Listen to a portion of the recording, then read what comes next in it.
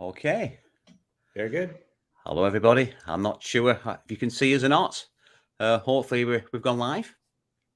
But welcome to the live stream. I'm here with Henry Shires, who's the owner, the main man of Tarptent, and I think we're here to discuss all things tent. Obviously, my last video raised a few questions, and hopefully Henry will be here tonight. He can put us straight and answer all those queries you may have. So, Henry, how you doing? Good. Nice to see you. And nice to see you, mate. Nice to see you.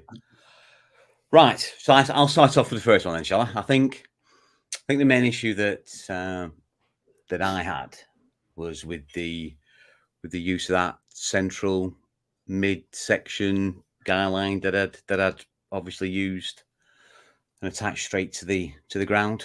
I know a lot of people have commented online that should have been used only with a trekking pole. Is that right? Or? Yeah, preferably. So it's true for all pullouts and all configurations that ideally what you want is the line to ideally be perpendicular to the surface edge. That's not always possible, but you want to distribute the stress across as large a surface area as possible. Yeah. And the problem with running the line right down the surface is that you're pulling right on that edge, right? Yeah. You're not pulling all the way around the circle. Yeah. So that's the point of the trekking pole is to change the angle of the line up off the surface. So you ended up with a more of a 90-degree angle rather than the kind of 45-degree that I had. Yeah. Yeah. Does that sort of give it? I know other people commented it's really just to give you the sort of extra headroom rather than giving you any more real stability. Is that the case? Yeah. So the original intention of that pullout actually was for people who were using the Scarp and it maybe in wind, a little too windy otherwise, and you have trekking poles, but you don't have the crossing poles.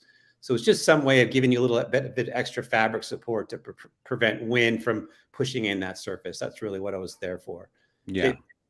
I never in my mind thought it would be used in conjunction with the crossing poles. It certainly can be, but I didn't feel like it was necessary. So it was either the crossing poles or in lieu of the crossing poles in certain situations, then you can use that extra tab if you have some way to support it with trekking poles or sticks or whatever you have. So is it actually better to use, if you're using the crossing poles, not to use the central? It's not that it's better. It's just I don't think it's necessary. Not in most cases. Yeah. Okay. And other people have commented as well that maybe using a little bit of elastic or bungee cord would have helped as well. Yeah. Well, we can get to. I actually don't think that's what pulled. My original thinking was that that's actually what tore. But in looking very closely at your photos, I think it's actually where it tore was over by the crossing pole. But yeah, anything you can do. So it's true for all stress. Anything you can do to lengthen the time of the stress, which is what shock cord does, is that if you put a sudden force on a piece of fabric, the shock cord allows that stress to go on for a longer period of time, and that reduces the acceleration, and that's what ultimately will, might in certain cases prevent it from tearing. Yeah. Okay. Yeah. And then I suppose one of the other sort of major questions has been that I kind of picked up online has been the 3-season, 4-season. What constitutes 4-season? Wind rating. What kind of wind speeds is it? Yeah. Well, again, this is a bit subjective, but in our mind, 4-season means snow load capable, and it also means probably solid fabric interior for cold, for keeping your interior as warm as possible. Those are the two things. And then lastly, it's having some vestibule space, because inevitably you want to keep your pack and your boots out of the snow, I suppose. But that's in our mind. Now, other people might have a completely different definition of what 4-season means, but to me, it means snow load and warmth. Okay. Because so in my mind, not personally, the wind speed kind of filters into that as well. Sure. Although you can certainly have extremely strong winds in summer. I mean, set your tent up in a hurricane, which is summer conditions, and it's windy. Yeah. So, well, to be honest, that was kind of part of my sort of thinking when I bought the Scarp one. It was that combination of the lightweight at 1.4 kilos, the space, the two men, the two doors, two vestibules, and its sort of 4-season capabilities. Because whilst I don't particularly want to choose to go out in high winds, if I find myself in those conditions, like say unexpectedly, I'd like to be able to think that I've got the gear that's going to cope. If I'm going to find myself on top of a mountain and it might be high winds, then maybe I should be taking another tent. Is that what we're saying? That it's not necessarily built for high winds? No, I don't think that's true. So a couple of things here. Any tent is only as strong as its connections to ground, ultimately. If the tent blows away, it's toast. You're toast. Yeah. So you need to be able to hold it to ground. And the other thing is, of course, is it needs to withstand the wind forces in such the way that it doesn't tear like yours did. And so, even tents with, so there's sort of always this trade-off between rigidity and flexibility in some sense, right? So the advantage to having a flexible tent is that it may in fact be advantageous for very strong winds. The flex is what allows the tent to survive super strong winds. I mean, if it doesn't flex enough, then it snaps or breaks or blows away. Yeah, so right. So there's that possibility that flex is what you want. And in other cases, what you really want is, you don't want your tent to just rattle around and then shred because it's moving around so much. And so that's where rigidity comes in. So which one's better? I think it really depends on the conditions, but generally the Scarp is designed as a rigid tent. That's the idea. It's structurally rigid. Okay. And it's been out across the globe for a dozen years now. It's held up to some pretty intense conditions from all the feedback we've gotten. In your case, I mean, the tear, that seeing a rip like that was just like shocking to me because I'd never seen that before. Yeah. And I'm, as we've discussed, I think really the problem was the way that the crossing pole was affixed. I think there was too much fluttering going on the crossing pole because it wasn't locked at the corner, and that ultimately caused the rip. But it's certainly possible. And I'd mentioned this, I think, before in an email that my first thought was, oh, someone tripped over the end guy line, because I have certainly seen situations over the years where you'll have a pull-out attached with a guy line coming off the side somewhere, and someone will run by and trip over the guy line, or an animal will run by and trip over the guy line, and that force is so extreme, the acceleration is so great that'll cause a tear. So I have certainly seen that happen before, not only on the Scarp but on other tents as well. Not much you can do about that. I think all tents will. I think in my particular, what I've put it down to is, I think it was a central guy line, which I'd used a delta peg. I don't know what was going on here. I'd used a delta peg on that central guy line, so that was going nowhere, and I'd used the two Easterns on the two corners. So I think what's happened is those two pegs have come out because the wind. Those two pegs have come out. The central guy has been locked in place, and then the tent's just gone its own sweet merry way, and has ripped. I think it's ripped personally from that central guy line, not the crossover poles. But I don't know. Yeah. But anyway, enough of that. We've been over that. Yeah. So in reality, again, don't want to particularly labour the point, but the crossover poles. Yeah. In what conditions should I really be using those? Because I took those that trip was the first time I've ever used the crossover poles. Oh, okay. Yeah. And in my head, it was because the conditions were forecast to be, very windy. Yeah. My logic was crossover poles, get it battened down, jobs are good. Yeah. Is Well, that right? certainly. Sorry. Yeah, I was going to say the original intention of the crossing poles was for snow loading. Okay. So as you look at the Scarp from the side, of course, it has a slope coming off the arch, right down to the pitch lock corners, and I would say that slope is relatively shallow. So when you get snow falling on a relatively shallow surface, the tendency is for the snow is to want to stick to that surface rather than slide off. Yeah. The advantage of a very steep wall tent is the snow has a greater tendency to slide off, and on a shallow wall has a greater tendency to stay there. Okay. So those crossing poles there prevent, do a good job of supporting the fabric from any kind of downward pressure. Yeah. Right? So, but of course, there's a benefit to the wind as well. Again, the advantage to a shallower slope tent is now the wind can flow over it more easily than a steep wall tent where it just smacks into it, right? So there's always that trade-off between steepness and shallowness and what happens with wind and what happens with snow. So my experience in the Scarp is I think that tent will survive pretty well in high winds without crossing poles. Okay. And I would say that the real thing that you want to do in high winds on that tent is to use the arch pole pull out side to side. Yeah. That tent will, the arch pole will definitely do this from side to side if it's not locked. Yeah. It's prohibited from doing much going this way from the whole pull out structure end to end, the pitch locks. But yeah, there's nothing to keep the arch pole going side to side, and that's what those extra pull outs are for. Well, yeah, I've attached extra guys to the poles. Yeah.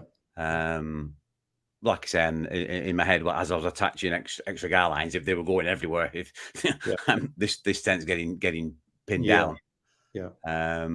But that's interesting because again, one of the guys that I watch quite regularly is Scottish Mountains Murray, and he uses a Scarp one all the time. And I'm not sure that I've ever seen him using the crossing poles, to be honest. And he's up in some high places in the Highlands of Scotland, and he only ever uses the one single pole. That's interesting because so to be honest, unless it's forecast heavy snow, I'm just not going to bother. I'm going to save myself the weight and not bother with the crossing poles then. Yeah, I would give it a try. If you've got access, somewhere around where you live, take it out on a windy day and see what you think. Definitely use the side pull outs on the arch sleeve. Yeah. Make sure you've got good stakes on the ends for the pitch lock corners and see what it does. I would argue that in most cases you don't need those trekking poles. The other reason for the crossing poles, though, maybe not where you are, probably doesn't matter so much, but at least in this country, people get all excited about so-called freestanding tents. Yeah. Meaning a tent you can just pick up and plop somewhere, which is great until the wind picks up, in which case it blows away anyway. So I don't see the point. But the crossing poles do technically allow that tent to stand on its own without any stakes at all in perfectly weather. Yeah. Well, I say it then becomes very similar to my Hilleberg Solo. Sure, exactly. You've got the almost like the XO sort of geodesic design, as well. Yeah. No, I get that. Yeah. What questions have we got here?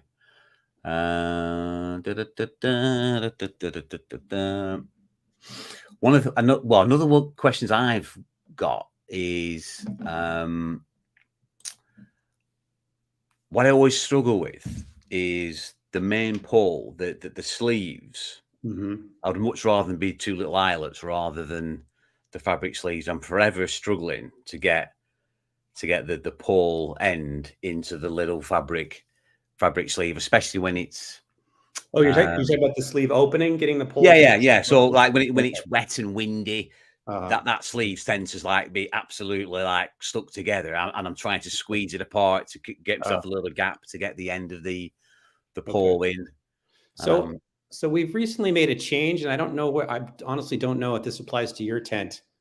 It used to be that the sleeve ends were perfectly parallel aligned. So it's either open or it's sort of like this. It's open. It's closed. Yeah. Recent sleeves, there's sort of it's on a bit of a diagonal. In other words, one edge of the sleeve is exposed, and the other one sort of is inset from that, which makes the opening a little bit more easy to access. I don't know. I would Okay. just I would just prefer an eyelet where it's An almost eyelet. Okay. it's almost idiot proof. Uh-huh. Okay. Like I say, I'm forever struggling. I've got to get like the tension of the pole in, and then I'm Mhm. trying to open, like I say, open that sleeve to give myself a little gap. Mm. It's just me with big fat sausage fingers, I'm guessing. Okay. But I do always struggle. Okay. And the other mod that I would have made, well, I have made. I've got Mrs. N to mod the inner tent tie backs. Where on mine, it's literally just 2 bits of elastic that you tie together. I've created a toggle and loop like the Fly has.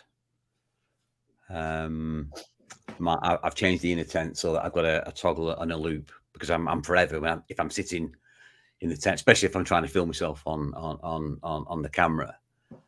The inner tent's always kind of just unfurling, and I'm forever playing around with that tie. It would definitely be better with a toggle and a loop. So are we talking about the door tie-ups? Yeah, the door Oh, tie. okay. Gotcha. Yeah. Okay. Yeah.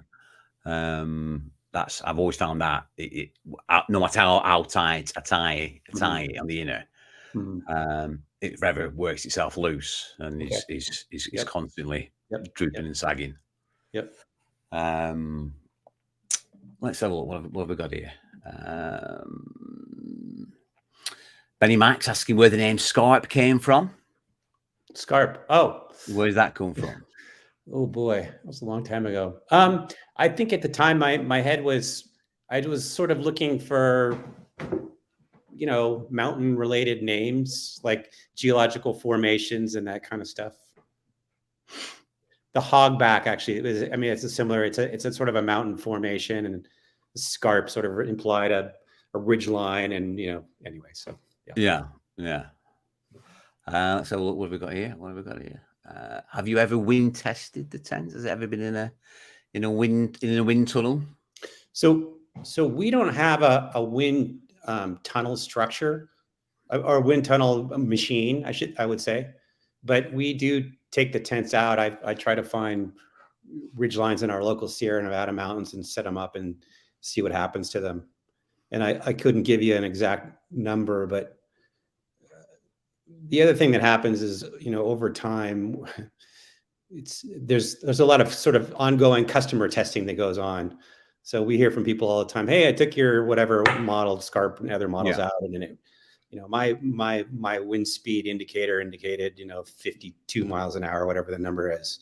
So it's sort of that filters back in, and yeah, I mean, I've been doing this for 20 plus years. I have a pretty good sense of what wind does to tents and what we're looking for. So, yeah. Chris G, why are the lines on the 4 corners so short? Why are they so short? Well, what I would say is you can extend them if you want to. So the angle of the lines. So there are tensional. What you want those end lines to do is not only pull the corners out horizontally, but you want to pull them down. You want to hold them to ground. Mm-hmm. So what happens is as your line gets longer, there's less downward force on the line. So the corner or the pitch lock structure would have a more tendency to pop up off the ground the longer that line is. If it's a relatively shorter line, that pulls the corner down to the ground level. So, there's a trade-off there. Yeah, you can extend them as long as you like, but in doing so, your corner will be less well held to ground. You're messing with the you're more like this, you're fluttering at the ends of the corners. Yeah. And I'm assuming that the eyelets that the crossing poles go onto, you adjust those so that they're sitting on the floor, or this is as close to the ground as possible. They're on a bit of a slider, aren't they? So those eyelet supports need to be somewhat fixed because the pole only goes so far over the corners, right? Yeah. But the actual staking point can be anywhere past that. Okay. And I think that's maybe what this question is addressing is, you could certainly make those lines longer. The eyelet should stay in the same relative position if you want to use the crossing poles. Yeah. The actual end staking point could be as far out as you want to. But like I said, the further out it is, the less well able it is to hold the pitch lock down, pull it down to the ground. Okay. If that makes sense. I had a question on Facebook. Roger Me, I think he was asking if it was possible that the material that the main pour went through, the yellow material, could be thicker. I think he'd sort of put a pour through it when he was threading it through. No, I mean, we've heard a few reports of that happening. I think I would say it's most prevalent or potentially prevalent on the Scarp because of the arch geometry. It's a very tight arch, right? So when you're putting the pole through, the sleeve's going like this, and you're trying to put the pole through this kind of a structure. And so you're more likely to push through it if you push too hard. If you get frustrated, it gets held up, and you're like, I can't get it through, and you start pushing. On the other tents that use us, including the Scarp 2, it's a less extreme kind of curvature. So you can keep sliding, and the fabric is more willing to kind of get out of the way. And, so I tell people, start with the pole with the sleeve up by your chest area, and let the fabric drape to ground. And then you're always pushing. The fabric falls to ground, and you're just less likely to hang up on anything as you get all the way through. Okay. That's kind of but I hear what you're saying. I mean, yeah, if it gets hung up and you start pushing too hard, you can rupture the fabric. Certainly. What I've done on, especially when the conditions have been sort of quite mild, rather than putting it through the sleeve, I've actually put the pole through the outer loops that I've attached the guy lines to, because it's just easier to feed it through rather than the inner sleeve. Is that kind of a bit of another risky venture? Well, it's not as structurally viable, I guess. I mean, they're there. Those loops are there not only for pull out, but also to support like an emergency use of a secondary pole. Yeah. Or if you want to do that, you can. The advantage of pole. So in general, what I would say is the advantage of pole sleeve tents versus kind of clip onto the pole in various parts along the way is it's just much better fabric support. It's just a continuous line will better support the fabric than individual clips along the way. Okay. So it's a better structure to have a continuous pole sleeve. Okay. Right. But yeah, those loops are there, and they can be used if you want to. Yeah. Okay. I just find, like I say, I can get the same as the question. I just sometimes find putting it through the sleeve is a bit tricky, and I just lazy, easier just putting it through the loops. But if the conditions were a bit tasty, I would have used the sleeve anyway. Yeah. Paul Thompson has asked why the fly doesn't actually reach the ground. Oh, well, it's a good question. So actually, the side story is I hiked the TGO challenge, I think I don't know what it was, 2010 or something.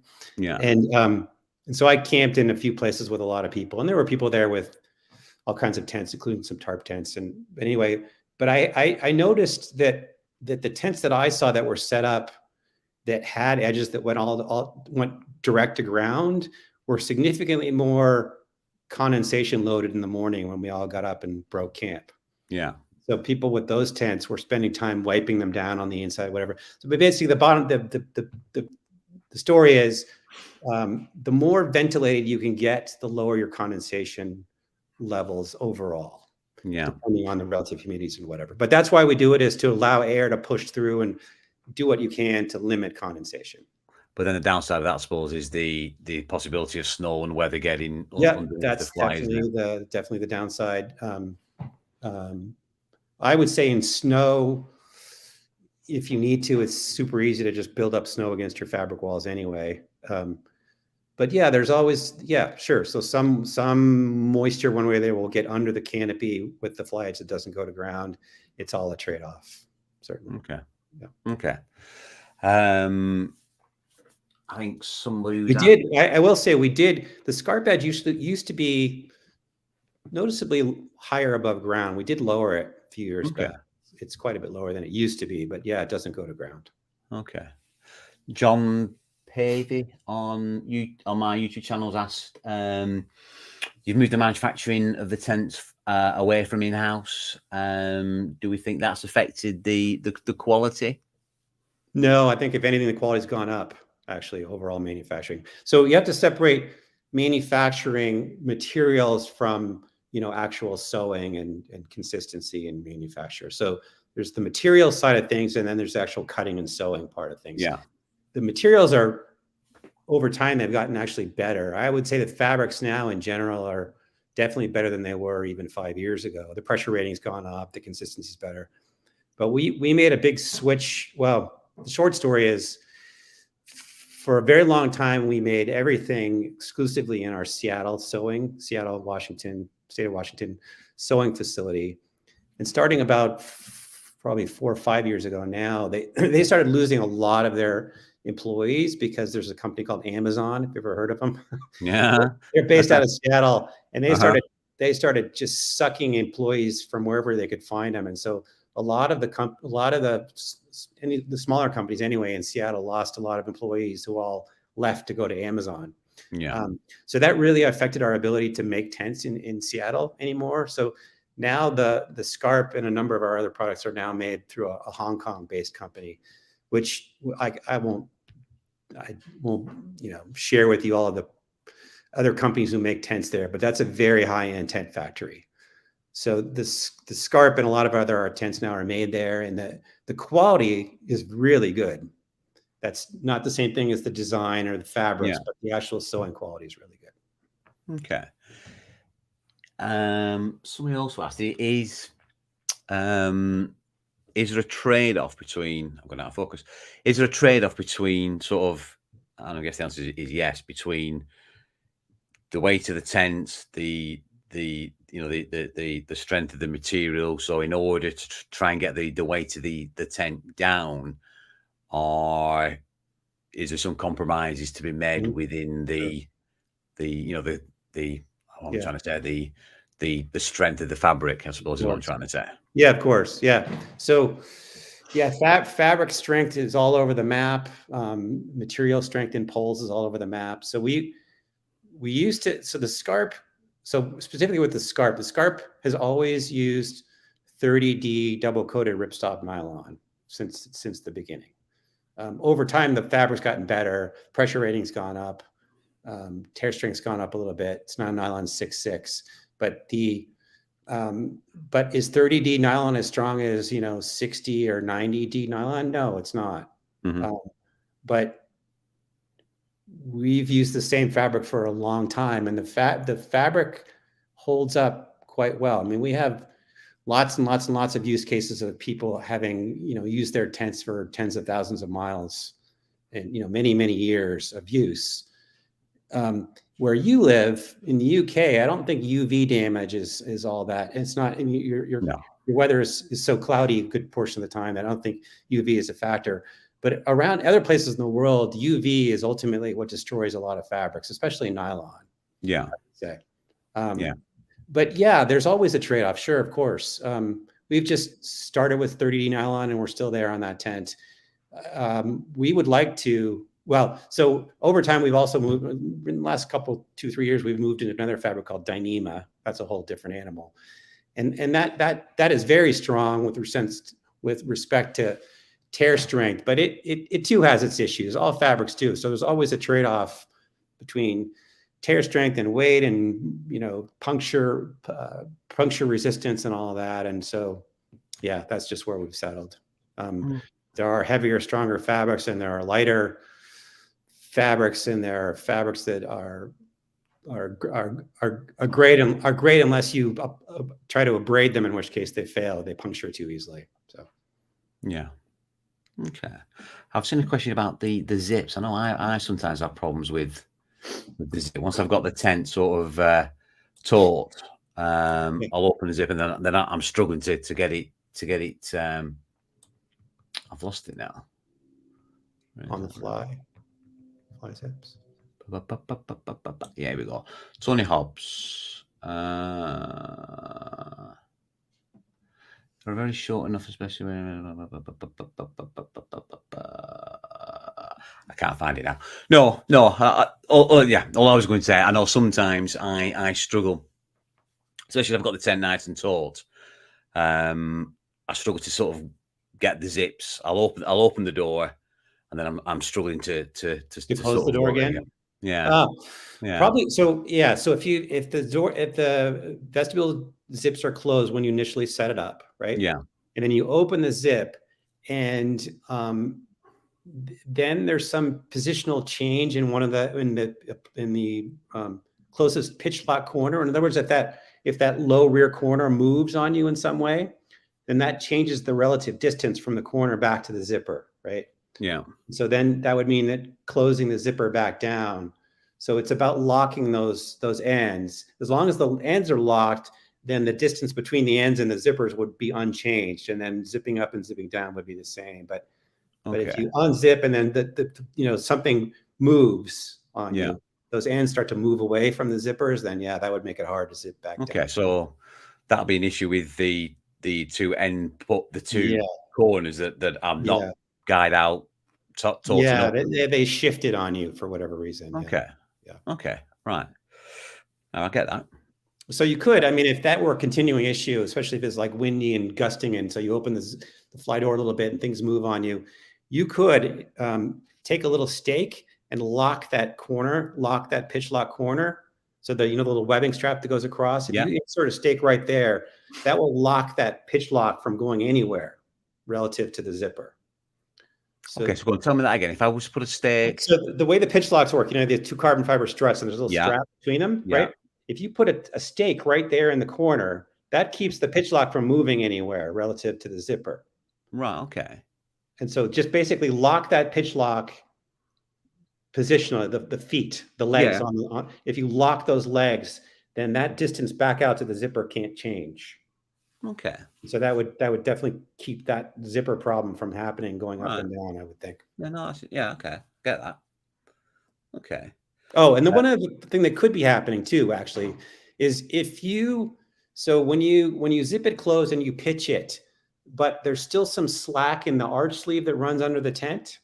So you know how there's that strap that goes under to hold the arch.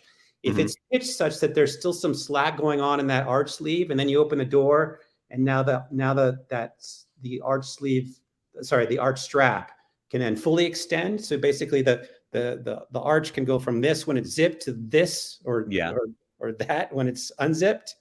Then now that also changes the distance. So closing it back down would be hard. So when you set it up, make sure that strap is taut when you get in and get out, whatever, because you know how there's the adjustability in the interior. You can move the vestibule backwards and forwards. Yeah. Yeah. If you slid it around, especially if there's any slack left in that arch sleeve, then when you unzip the door, it'll relax, and the arch may there sort of pop outward a little bit on you, and then that changes the distance, and that might make it hard to zip up and down.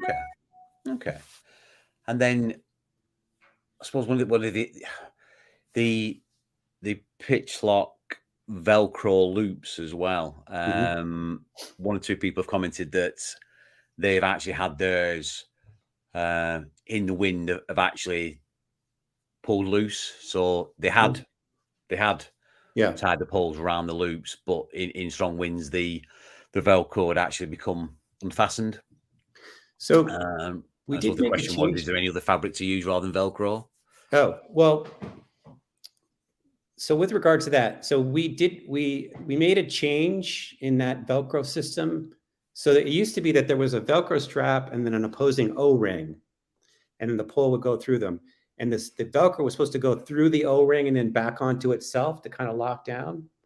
And then on the more recent ones, we've changed that. That O-ring is no longer present, but there's a bigger, wider kind of strap that just goes across. So it depends on the tent, where I suspect that the O-ring was more likely to happen on the current one. At least that's my experience with it. So, but to answer your question, I mean, yeah, probably it could be some sort of buckle system, I suppose. I mean, we could look at that, but I think the current incarnation of that end system, which I believe is the one on yours, is you don't have an O-ring, I don't think, on yours. No. Yeah. No. I think that's better now than it used to be. Okay. Ben Furniville has asked, are there any future updates planned for the Scarp? Well, I can tell you we would love to make the Scarp in a different fabric. So we're working on that. Okay. Normac, similar question. Any new tents being made for the future? Oh yeah, we're always we're always working on stuff. Sure. I think we're going to get at least one new tent out in the spring. It's with manufacturing is an ongoing struggle, and it's getting things in the pipeline and scheduling and all this stuff. But there'll be at least one new one coming this spring. Okay. Let's have a quick squiz.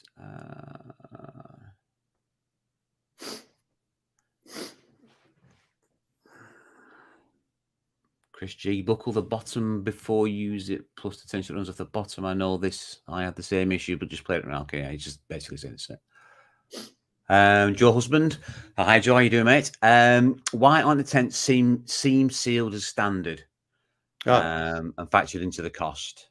Yeah, that's a fair question. So one of the reason, well, let me start with the overall thing is why we use silicone coated nylon.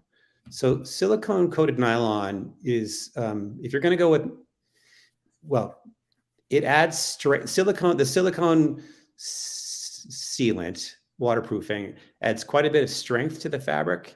And the other major upside to it, especially in wet conditions like you guys have, is it never rots. Silicone is an inorganic material, so it's not eaten by microorganisms. So you don't get mold and rot on it.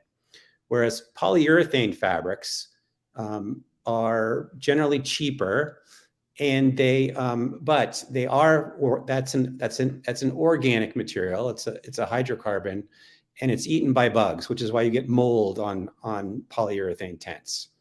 So for kind of wet places, I think that's a bad choice, and you're just more likely to. So what happens with those tents over time is that the seam taping, which is possible with that material, there is a seam taping process you can do for that coating, but over time it tends to rot and peel off.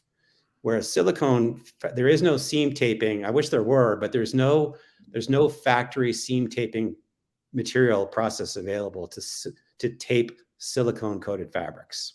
So that's the downside. So it has to be seam painted. But only once, and it lasts the life of the tent. But our issue is that we live in an area, well, we live in California, United States, and we have a wet season. And in the wet season, which typically is, November to April, typically, we live kind of up, our facility is up here in the mountains, and we typically get a lot of rain, and there are weeks that go by where and it has to be an outdoor process, and we just literally can't do it. So we can do it as a service because that sort of limits the quantity we do. But if we had to hand seam paint everything, which has to be done here or at a factory or whatever, we could hardly get any product out the door. It's just logistically, it would be logistically impossible. So I wish there was a seam taping process for a factory seam taping process, but there isn't. And I can tell you, this is an issue for anybody who uses silicone fabrics. And the company that comes to mind actually is Hilleberg. And so the comparable tent in some ways to the Scarp is the Hilleberg Atco. And I can tell you structurally, that tent's not as good as the Scarp. And the reason is because they don't put seams in the fly fabric running down from the arch sleeve into their, they don't have pitch lock corners, they have single straight struts. Okay. But we put seams into our canopy, and they're curved seams, and that's to allow for the fabric to be internally tensioned. And they don't do it on that tent. And the reason is because if they did, they would have to worry about seam sealing the tent. So they took that. We could do the same thing on the Scarp. We could take those seams out, and we could do like a cover arch sleeve thing that would prevent the arch. You wouldn't have to seam the arch sleeve. But I could tell you that it would be a structurally less viable product. And so they're there on purpose. Those seams are there on purpose. We could build it without the seams, but they add quite a bit of strength to the fabric. But that's the issue, is they do need to be seam painted. Okay. Yeah. That's quite interesting. But so in the States, we're saying then tents normally don't come as seam sealed by a standard, because over in the UK, no silicone coated fabrics come seam sealed. No. Okay. I mean, you can buy a service. I mean, you could, and sure, theoretically, it would be possible if we had an indoor building where we could set everything up and seam paint them before we sold them. We could do it. We would have a hard time filling orders, because that's quite a time-consuming process, and of course we would have to charge for all the extra effort. So yeah, it's a trade-off for sure. This is one of the big upsides. I mean, for the end consumer, one of the reasons that we do the Dyneema tents now is that uses basically polyurethane tape. So those are all seam taped. We can do that at the factory. It doesn't slow us down. It's just, that's part of the manufacturing. But we can't do it with silicone coated fabrics. Okay.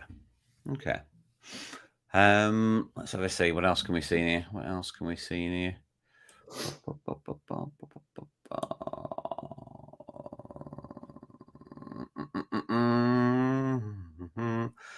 think we're running out of questions here, Henry, to be honest, mate. I think. That's Jaws. We've gone to Jaws.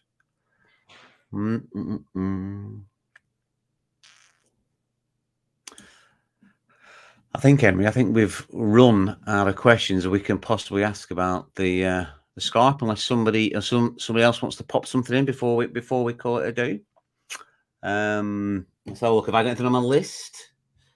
I'll just throw this out there. I'm happy to answer questions. Anyone can reach me directly at henry@tarptent.com. We have a published phone number. Always encourage people to ask questions. Cool.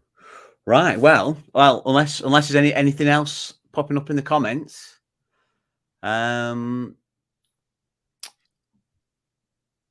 think interesting in this free silicone coated comment. I have the Stone Glacier Skyscraper 2, and that seam sealed. It is silicone coated fabric. Say again. I'm not sure what a Stone Glacier Skyscraper is to be honest. Oh, I see the comment here. Stone Glacier Skyscraper 2. I'm not familiar with that tent. Let me take a quick look here. Oh, that's it.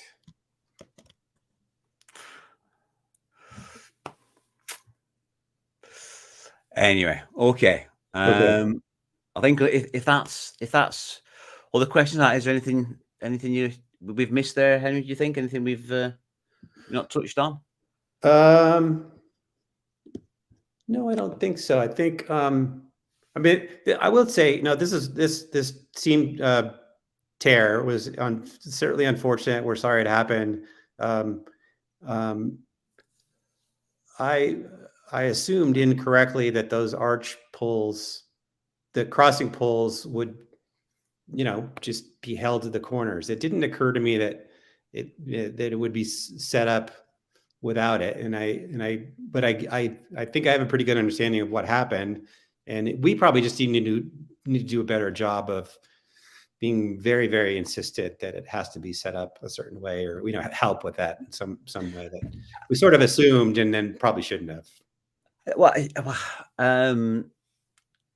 yeah, we had a setup video where we show to do it, but I think we need to do a better job of, I don't know, pointing it out or something. Yeah. No, I'm not. Don't go wrong. I'm not. I'm in no position to criticize, but let's say, assumed that a tent was, let's say, my understanding of a 4-season tent was, I was more interested in the ability to stand up to wind rather than snow. Snow isn't really that much of an issue for me personally. It